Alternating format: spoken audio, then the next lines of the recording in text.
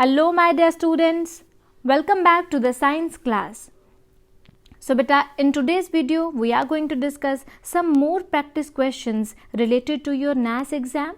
Okay, and the topic of today's discussion is material. ठीक, यहाँ से की कह सकते हैं पदार्थ.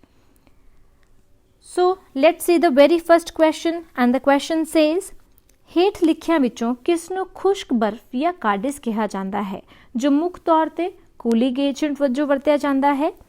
ਇਸ ਦੇ ਫਾਇਦਿਆਂ ਵਿੱਚ ਪਾਣੀ ਦੀ ਬਰਫ਼ ਨਾਲੋਂ ਘੱਟ ਤਾਪਮਾਨ ਅਤੇ ਕੋਈ ਵੀ ਰਹਿੰਦ ਖੂੰਹਦ ਨਾ ਛੱਡਣਾ ਸ਼ਾਮਿਲ ਹੈ. ਇਹ ਉੱਚ ਦਬਾਅ 'ਤੇ ਸਟੋਰ ਕੀਤਾ ਜਾਂਦਾ ਹੈ ਅਤੇ ਜੰਮੇ ਹੋਏ ਭੋਜਨ ਨੂੰ ਸੁਰੱਖਿਅਤ ਰੱਖਣ ਲਈ ਉਪਯੋਗੀ ਹੁੰਦਾ ਹੈ ਜਿੱਥੇ ਮਕੈਨੀਕਲ ਕੂਲਿੰਗ ਉਪਲਬਧ ਨਹੀਂ ਹੈ. Which of the following is referred to as dry ice or Cardes, which is used primarily as a cooling agent? Its advantages include lower temperature than that of the water, ice, and not leaving any residue. It is stored at high pressure and useful for preserving frozen foods where mechanical cooling is unavailable. ਇੰਨਾ ਵੱਡਾ question ਬੇਟਾ, तो तुसी अगर question ਨੂੰ ਧਿਆਨ ਨਾਲ ਦੇਖਿਆ ਹੋਏਗਾ ਤੇ ਸਿਰਫ ਇੱਕ ਚੀਜ਼ ਪੁੱਛ ਰੱਖੀ ਹੈ ਕਿ ਜੋ ਤੁਹਾਡੀ ਖੁਸ਼ਕ ਬਰਫ਼ ਹੈ ਜਾਂ ਜੋ ਤੁਹਾਡੀ ਬੇਟਾ ਡਰਾਈ ਆਈਸ ਹੈ ਉਹ ਕਿਹਨੂੰ ਕਿਹਾ ਜਾਂਦਾ ਹੈ. ਬਾਕੀ ਤੋਂ ਕੀ ਦੇ ਰੱਖਿਆ ਹੈ ਕਿ ਡਰਾਈ ਆਈਸ ਦੀ ਪ੍ਰੋਪਰਟੀਜ਼ ਕੀ ਹੈ. ਠੀਕ ਹੈ ਕਿ ਇਹ ਪਾਣੀ ਦੀ ਬਰਫ਼ ਨਾਲੋਂ ਘੱਟ ਤਾਪਮਾਨ ਤੇ ਠੰਡਾ ਕਰਦੀ ਹੈ, ਕੋਈ ਵੀ ਰਹਿੰਦ ਖੂੰਹਦ ਨਹੀਂ ਛੱਡਦੀ ਹੈ. ਠੀਕ ਹੈ, ਜੋ ਫਰੋਜ਼ਨ ਫੂਡ ਆਈਟਮਸ ਤੁਸੀਂ ਖਾਂਦੇ ਹੋ ਉਹਨੂੰ ਸਟੋਰ ਕਰਨ ਲਈ ਅਸੀਂ ਇਹਨੂੰ ਯੂਜ਼ ਕਰਦੇ ਹਾਂ. ਫਰੋਜ਼ਨ ਫੂਡ ਆਈਟਮਸ ਦਾ ਅਗਰ ਮੈਂ ਐਗਜ਼ਾਮਪਲ ਦੇਵਾਂ, ਮਟਰ ਸਭ ਨੇ ਦੇਖੇ ਹੈ, ਖਾਏ ਵੀ ਹੈ. ਠੀਕ, ਹੁਣ ਜੋ ਮਟਰ ਅਸੀਂ ਨੋਰਮਲੀ ਲੈ ਕੇ ਆਉਂਦੇ ਹਾਂ, ਅਗਰ ਤੁਸੀਂ ਉਹਨਾਂ ਨੂੰ ਛਿਲ ਕੇ ਰੱਖ ਦਿੰਦੇ ਹੋ ਬੇਟਾ ਫ੍ਰਿਜ ਵਿੱਚ ਵੀ ਚਾਹੇ ਤਾਂ ਕੁਝ ਦਿਨਾਂ ਬਾਅਦ ਖਰਾਬ ਹੋ ਜਾएंगे. ਬਟ ਅਗਰ ਇਹੀ ਮਟਰ ਬੇਟਾ ਤੁਸੀਂ ਸ਼ੌਪ ਤੋਂ ਜੋ ਹੈ ਲੈ ਕੇ ਆਓ ਪੈਕਟ ਤੋਂ ਬਹੁਤ ਟਾਈਮ ਦਾ ਸਟੋਰ ਕਰਕੇ ਰੱਖੇ ਹੁੰਦੇ ਹੈ. ਠੀਕ, ਉਹਨਾਂ ਨੂੰ ਫਰੋਜ਼ਨ ਫਾਰਮ ਵਿੱਚ ਅਸੀਂ ਸਟੋਰ ਕਰਕੇ ਰੱਖਦੇ ਹਾਂ, ਇਸ ਲਈ ਉਹ ਖਰਾਬ ਨਹੀਂ ਹੁੰਦੇ ਹੈ. ਤਾਂ ਜਿੰਨੀਆਂ ਵੀ ਫਰੋਜ਼ਨ ਫੂਡ ਆਈਟਮਸ ਹੈ ਲਾਈਕ ਆਈਸਕ੍ਰੀਮਸ ਹੈ, ਜੋ ਤੁਹਾਡੇ ਪੀਜ਼ ਹੈ, ਉਹਨਾਂ ਨੂੰ ਸਟੋਰ ਕਰਕੇ ਰੱਖਣ ਲਈ ਵੀ ਆਪਾਂ ਇਹਨੂੰ ਯੂਜ਼ ਕਰਦੇ ਹਾਂ. ਤੋ 4 ਆਪਸ਼ਨਸ ਦੇ ਰੱਖੇ ਹੈ ਬੇਟਾ.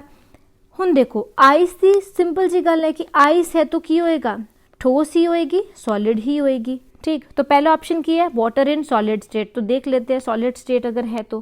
ठीक, second gaseous state, water in gaseous state तो आइस नहीं हो सकती है. CO2 इन लिक्विड स्टेट ਉਹਨੂੰ ਵੀ ਅਸੀਂ ਆइस नहीं ਕਵਾਂਗੇ. ठीक, CO2 इन सॉलिड स्टेट. तो ऑप्शन 1 और 4 पहले वाले च तो बेटा की दे रखा है वाटर इन सॉलिड स्टेट, मतलब सिंपल वाली आइस की गल करी हुई है. तो पहला ऑप्शन भी की है बच्चे इनकरेक्ट है. तो 4th ऑप्शन जो है बेटा वो करेक्ट आ जाएगा कि जो CO2 अगर ਅਸੀਂ ਫਰੀਜ਼ ਕਰ ਦਿੰਦੇ ਹਾਂ ਜਾਂ ਮੈਂ ਬੋਲੂ CO2 ਨੂੰ ਅਸੀਂ ਸੋਲਿਡ ਫਾਰਮ ਵਿੱਚ ਲੈ ਆਉਂਦੇ ਹਾਂ ਤਾਂ ਡਰਾਈ ਆਈਸ ਕੀ ਹੁੰਦੀ ਹੈ ਸਾਡੀ, ਸੋਲਿਡ CO2 ਹੁੰਦੀ ਹੈ, ਕਾਰਬਨ ਡਾਈਆਕਸਾਈਡ ਹੁੰਦੀ ਹੈ. ਫਾਈਨ, तो यही सारिया प्रॉपर्टीज तुसी ड्राई आइस दी याद रखनिया ने. तो ऑप्शन 4 जो है पहले क्वेश्चन का करेक्ट है. नैक्सट इज बेटा क्वेश्चन नंबर 2. साइंस अध्यापक अपने विद्यार्थियों ਨੂੰ ਸਾਡੇ ਆਲੇ ਦੁਆਲੇ ਦੇ ਪਦਾਰਥ ਸਮਝਾ ਰਿਹਾ ਸੀ. ਜਦੋਂ ਉਸਨੇ ਪੜ੍ਹਾਇਆ ਅਤੇ ਚਰਚਾ ਕੀਤੀ ਕਿ ਕਿਸੇ ਪਦਾਰਥ ਦਾ ਪਿਘਲਣ ਬਿੰਦੂ ਜਿੰਨਾ ਉੱਚਾ ਹੁੰਦਾ ਹੈ ਉਸ ਦੇ ਕਣਾਂ ਵਿੱਚ ਆਕਰਸ਼ਣ ਬਲ ਵੀ ਵਧੇਰੇ ਹੁੰਦਾ ਹੈ. ਓਕੇ, ਜੇ ਉਸਨੇ ਨਾਈਟ੍ਰੋਜਨ, ਪਾਰਾ, ਆਇਰਨ, ਚੌਕ ਦੇ ਉਦਾਹਰਨ ਲਈ ਤਾਂ ਕਿਸ ਵਿੱਚ ਆਕਰਸ਼ਣ ਦੀ ਵਧੇਰੇ ਅੰਤਰ ਅਣੂ ਸ਼ਕਤੀ ਹੋਵੇਗੀ. A science teacher was teaching his students the matter around us. When he taught, he discussed that higher is the melting point of a substance, greater will be the force of attraction between the particles. If we took the example of nitrogen, mercury, chalk, iron, which will have the higher interparticle force of attraction. ठीक बेटा, एक चीज़ तुहानूं दस दित्ती है, ये तुसीं अपनी कॉपीज़ ते नोट भी कर लैनी है कि जिन्ना ज़्यादा मेल्टिंग पॉइंट हुंदा है मतलब उसके पार्टिकल्स जो है उन्हां दे विच जो फोर्स ऑफ अट्रैक्शन है वो बहुत ज़्यादा है. इसलिए तो सानूं उन्हां नूं अलग करने लिए बहुत ज़्यादा हीट करना पएगा, तो मेल्टिंग पॉइंट की होएगा, ज़्यादा होएगा. फाइन, तो अगर मैं गल करा बेटा 3 तरीके दी साडे को स्टेट्स ने, एक तो की है सॉलिड, ठोस, लिक्विड की है तरल, और तीसरा की है बेटा गैस. किदे पार्टिकल विच सब तो ज़्यादा फोर्स ऑफ अट्रैक्शन है, सॉलिड दे. ठीक है, दैन उस तो बाद लिक्विड दे, दैन उस तो बाद गैस दे. फाइन, तो बेटा सॉलिड का फिर मेल्टिंग पॉइंट ज़्यादा होएगा, लिक्विड का घट होएगा, और जो गैसेज है उन्होंने बहुत ज़्यादा घट होएगा. राइट, तो अगर इन्हां ऑप्शनस विचों देखिया जाए बच्चे तो नाइट्रोजन की है गैस, तो इहदा तो मेल्टिंग पॉइंट ज़्यादा हो नहीं सकता है। सेकेंड मरकरी, मरकरी की है लिक्विड है बेटा, इहदा मतलब इहदा भी जो मेल्टिंग पॉइंट है वो कट है, so force of attraction is also less. हुण बच्चे साडे को दो ठोस, ठीक है, और किहड़े किहड़े आयरन एंड चौक, ये दोनों ही सॉलिड ने बच्चे। हुण सिंपल जिहा एग्जाम्पल बेटा कि अगर तुसी आयरन और चौक विचों दोनों नूं तोड़न की कोशिश करो तो कौन सा ईजिली टूट जाएगा? चौक टूट जाएगा ना।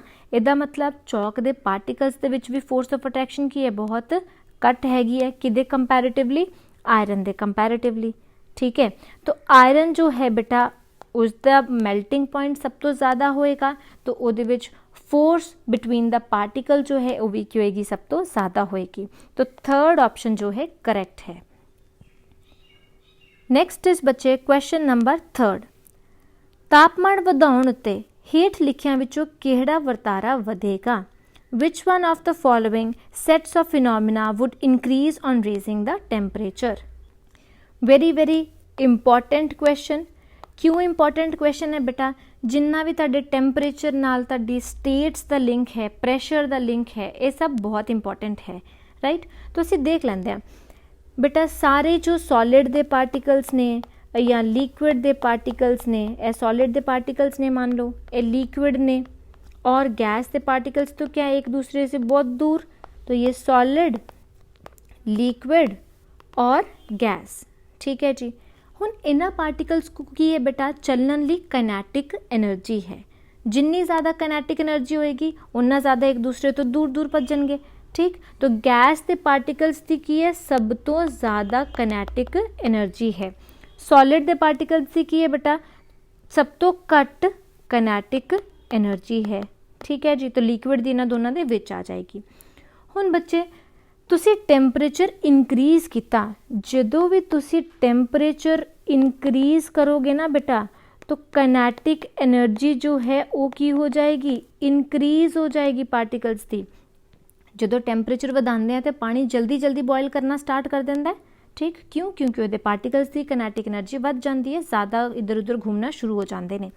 तो टेम्परेचर इनक्रीज़ करना काइनेटिक एनर्जी इनक्रीज़ करेगी, तो इत्थों असी पता करांगे कि फोर्स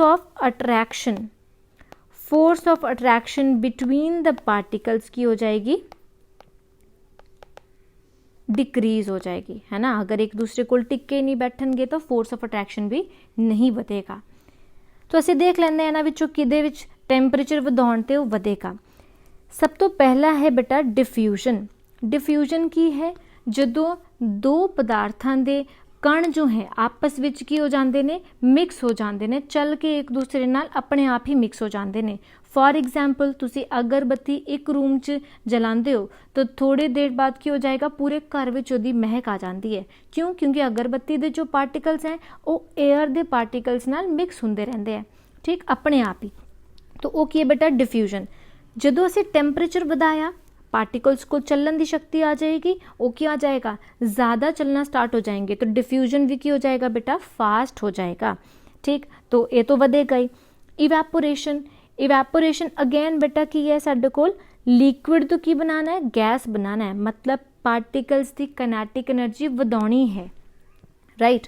तो बेटा जिन्ना ज़्यादा टेम्परेचर वधावांगे इवैपोरेशन भी फिर की हो जाएगा, ਵਧੇਗਾ। Next is compression of the gas. Compression की होंदा है, नपीड़ना बेटा। नपीड़ना मतलब ये जो गैस है इहदे पार्टिकल्स नू क्लोज लै करके आना, राइट।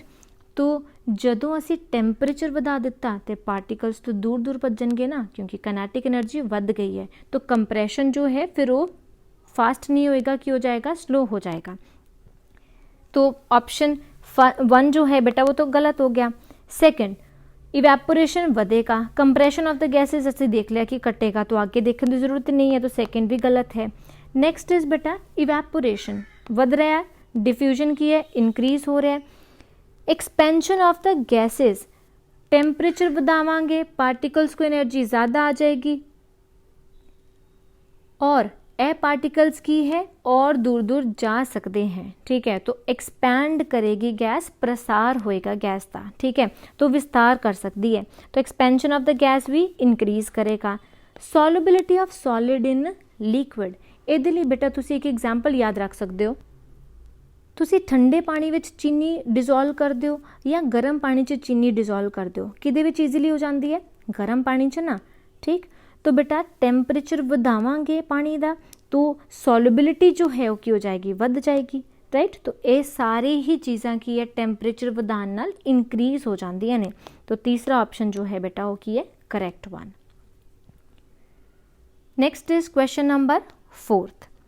ਜ਼ੋਰਾਵਰ ਸਿੰਘ ਨੇ ਇੱਕ ਕੁਦਰਤੀ ਗੈਸ ਨਪੀੜਨ ਯੂਨਿਟ ਦਾ ਦੌਰਾ ਕੀਤਾ ਅਤੇ ਪਾਇਆ ਕਿ ਗੈਸ ਨੂੰ ਤਾਪਮਾਨ ਅਤੇ ਦਬਾਅ ਦੀਆਂ ਖਾਸ ਸਥਿਤੀਆਂ ਵਿੱਚ ਹੀ ਤਰਲ ਕੀਤਾ ਜਾ ਸਕਦਾ ਹੈ। ਆਪਣੇ ਦੋਸਤਾਂ ਨਾਲ ਆਪਣਾ ਤਜਰਬਾ ਸਾਂਝਾ ਕਰਦੇ ਹੋਏ ਉਹ ਉਲਝਣ ਵਿੱਚ ਪੈ ਗਿਆ ਕਿ ਸਥਿਤੀਆਂ ਦੇ ਸਮੂਹ ਨੂੰ ਸਹੀ ਪਹਿਚਾਣ ਕਰਨ ਵਿੱਚ ਤੁਸੀਂ ਉਹਦੀ ਮਦਦ ਕਰੋਗੇ। Zorawar Singh visited a natural gas compressing unit and found that gas can be liquefied under specific condition of temperature and pressure. While sharing his experience with his friends, he got confused. Help to identify correct set of conditions. तो बेटा gas ਨੂੰ ਕੀ ਹੈ? Liquefy करना है। ठीक है, gas नपीड़न unit ਵਿੱਚ gas ਨੂੰ लिक्विफाई ਕਰਦੇ हैं। ओके, लिक्विड विच बनाना मतलब पार्टिकल्स की काइनेटिक एनर्जी कट करना, फोर्स ऑफ अट्रैक्शन की करना, इनक्रीज करना। ठीक है जी, तो असीं देख लैंदे हैं कि इन्हां विचों किहड़ा फैक्टर जो है वो हैल्पफुल रहेगा। सब तो पहला क्या है बेटा? टेंपरेचर। लो टेंपरेचर कट करांगे, काइनेटिक एनर्जी कट हो जाएगी पार्टिकल्स की। ठीक, तो एक दूसरे के क्लोज आएंगे, ज़्यादा इधर उधर नहीं घूमणगे। ठीक, इसका मतलब पहला ऑप्शन तो की है करेक्ट है। तो लो टेम्परेचर वाले जिन्ने भी ऑप्शन है सही हो सकते हैं, हाई टेम्परेचर वाले तो पहले ही गलत हो गए। तो फर्स्ट और third could be correct. Second is low pressure. अगर बेटा असी इहदे उपर प्रेशर ही नहीं पावांगे तो गैस के पार्टिकल्स तो कभी भी क्लोज नहीं आएंगे, तो लिक्विड भी किद्दां बननगे, है ना। सो लो प्रेशर तो गलत है। तो थर्ड ऑप्शन की बचेगा हाई प्रेशर। ज़्यादा प्रेशर पावांगे गैस ते वो लिक्विड फॉर्म विच आ जाएगी। तो ये तुसी बेटा हमेशा लिए याद रखना है कि लो टेम्परेचर और हाई प्रेशर जो है उस कंडीशन अंदर तुसी गैस नू की कर सकते हो? लिक्विफाई कर सकते हो, लिक्विड फॉर्म च लैके आ सकते हो। ओके, नेक्स्ट इज बेटा क्वेश्चन नंबर 5। रवि ने अपने ਵੱਡੇ ਭਰਾ ਤੋਂ ਸੁਣਿਆ कि खाण वाला नमक समुंदर के पानी तो प्राप्त ਹੁੰਦਾ है। अगले दिन उसने अपने अध्यापक ਨੂੰ ਪੁੱਛਿਆ कि समुंदर के पानी तो नमक किस प्रक्रिया द्वारा प्राप्त किया जा सकता है। Ravi heard from his elder brother that common salt is obtained from sea water. Next day he asked his teacher by which process salt is obtained from sea water. ठीक है, तो बेटा जो भी तुहाडी सैपरेशन टेक्निक्स हैं वेरी वेरी इंपॉर्टेंट, किहदे लई use कीतियां जांदियां ने वो तुहानूं याद होना चाहिए है। ओके, फिल्टरेशन च तां बेटा असीं की करदे हां, जिवें मड्डी वाटर है ਉਹਨੂੰ फिल्टर पेपर च लगाया तो पानी नीचे आ जाएगा, जो भी तुहाडी सैंड है डस्ट है ऊपर रह जाएगी। तो ये किहदे लई यूज़ हुंदा है? जदों तुहाडा की होए सॉलिड इन लिक्विड होए और वो सॉलिड की होए इनसॉल्युबल हो जाए। ठीक है, तो अलग अलग दिख रहा है तो उन्होंने तुसी फिल्टर कर सकते हो, बट सी वाटर च तो नमक घुलिया हुंदा है। ठीक है, फिल्टर पेपर तो लगाओगे तो नमक फिल्टर पेपर के थ्रू बाहर ही आ जाएगा पानी के नाल ही। ठीक, तो ये गलत है। Second, evaporation is the correct technique. तो की करते बेटा उस समुंदर के पानी को खड़ा करते हैं और उन्होंने इवैपोरेट होने छड़ देंगे, तो पानी ऊपर चला जाएगा और जो नमक है बेटा वो नीचे तुसी कलैक्ट कर लेंदे हो। Okay, next decantation. ये भी बेटा उदों ही जो तुहाडी इंप्योरिटीज़ हैं जां तुहाडा सल्यूट है नीचे बैठ जाए, उस तो बाद तुसी ये लिक्विड नूं की कर देंदे हो? पोर ऑफ कर देंदे हो, डीकैंटेशन कर देंदे हो। फोर्थ वन सबलीमेशन हुंदा है बेटा जदों तुहाडा सॉलिड ठोस है किहदे विच बन जाए, सीधा ही वेपर्स दे विच कन्वर्ट हो जाए। जिद्दां तुसी घर फिनाइल दी गोलियां रखते हैं कपड़ियां विच पा के, गर्मियां विच रख रही है, जदों तुसी दोबारा कड्डोगे तो की हो जाएगा? वो उड़ जांदियां ने। ठीक है, गायब हो जांदियां ने। क्यों? क्योंकि वो फिनाइल दी गोलियां सॉलिड तो सीधे किते बन जाणगियां? वेपर विच, तुहाडी हवा विच आ जाणगियां। राइट, तो ਇਹ ਸਬਲੀਮੇਸ਼ਨ ਸੀ ਬੇਟਾ। तो fifth the option number second is correct one. Next is question number 6। Raman ਨੇ ਬੀਕਰ ਵਿੱਚ ਪਾਣੀ ਲਿਆ ਅਤੇ ਇਸ ਨੂੰ ਗਰਮ ਕਰਨਾ ਸ਼ੁਰੂ ਕੀਤਾ। ਕੁਝ ਸਮੇਂ ਬਾਅਦ ਪਾਣੀ ਉਬਲਣ ਲੱਗ ਪਿਆ। ਕੈਲਵਿਨ ਸਕੇਲ ਤੇ ਪਾਣੀ ਦੇ ਉਬਾਲ ਦਾ ਦਰਜਾ ਹੈ। Raman put some water in a beaker and placed it on a flame. After some time it starts boiling. What is the boiling point of the water?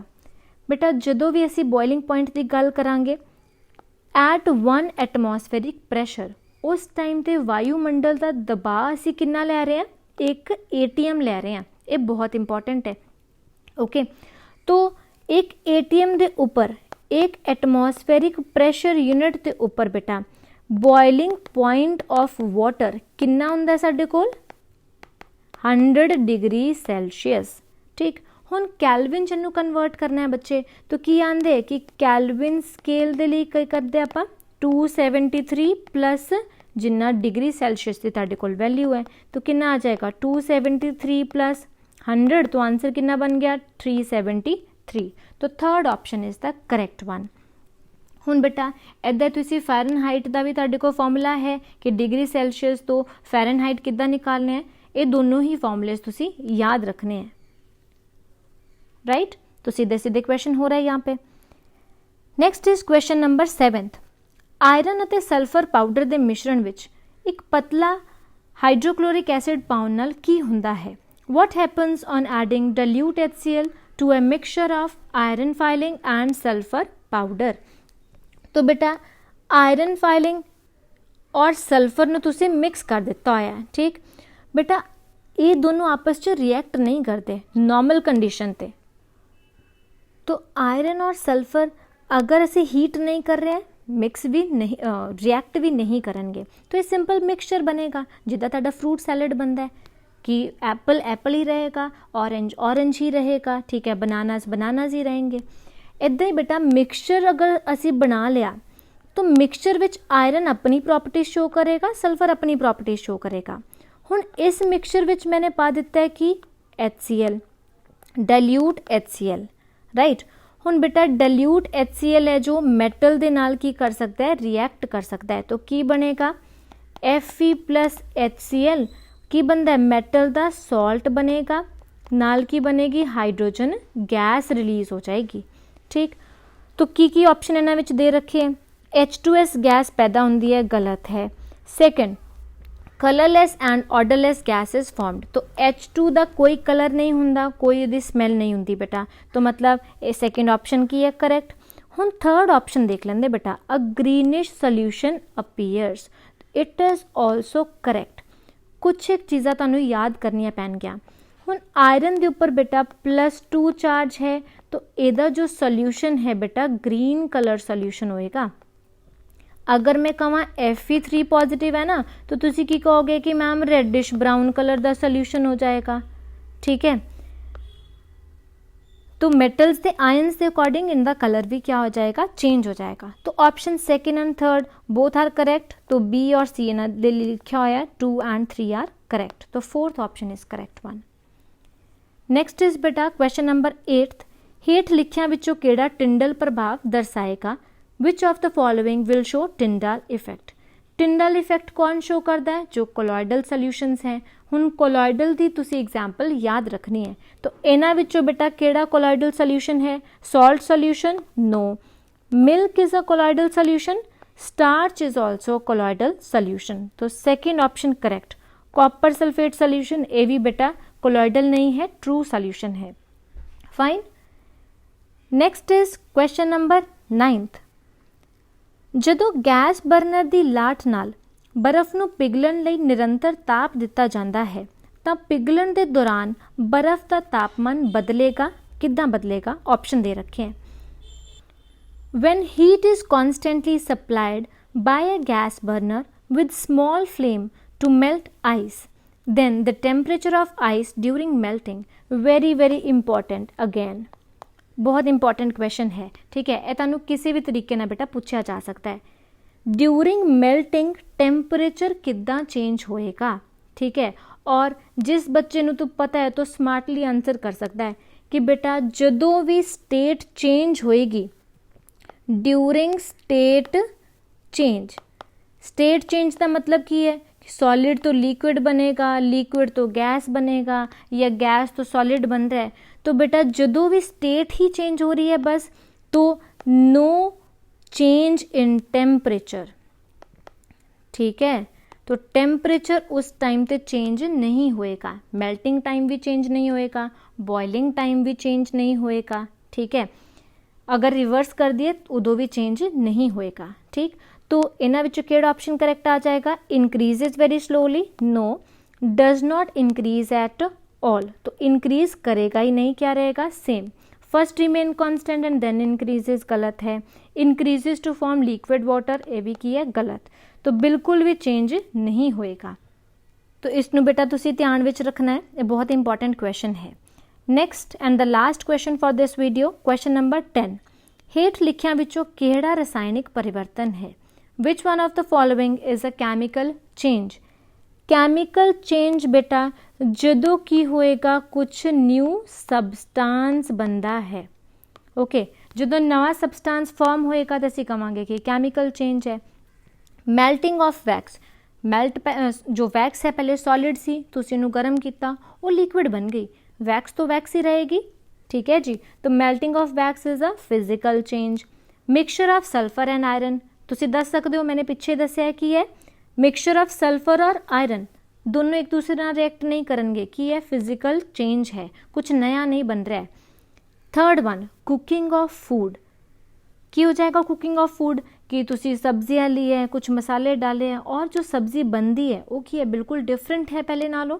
ठीक, तो कुकिंग ऑफ फूड विच कुछ नया बनेगा, तो एक ही है बेटा साडे कोल एक कैमिकल चेंज है। Last one, dissolution of salt in water, जो पानी विच नमक नूं पांदे बेटा, तो नमक ही रहिंदा है, पानी का टेस्ट भी नमकीन हो जाता है, कुछ नया तो नहीं बनता है। ठीक, तो एक ही है बच्चे, ये भी फिजिकल चेंज है। तो option third is the correct one. तो बेटा ये सीगे साडे 10 प्रैक्टिस क्वेश्चनस। आई होप तुहानूं अच्छे तरीके नाल समझ आया होएगा और तुसीं इहदे नाल दे होर भी बहुत सारे क्वेश्चनस खुद तो भी ट्राई करोगे। ओके, सो बेटा keep learning. Thank you, good luck.